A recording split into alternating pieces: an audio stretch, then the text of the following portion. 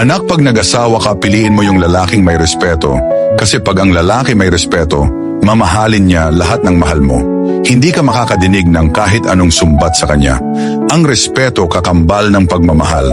Yung iba sa una mahal ka, pero walang respeto kaya sila nagbabago.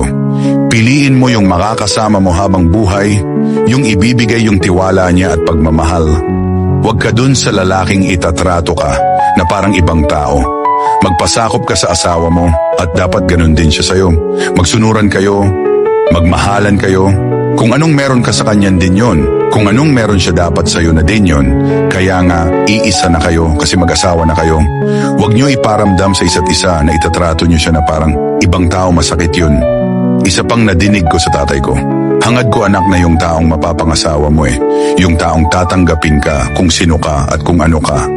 Yung hindi isusumbat sa'yo kung anong pamilya ang pinaggalingan mo. Yung mamahalin ka kasi mahal ka. Hindi yung mahal ka kasi kailangan ka lang.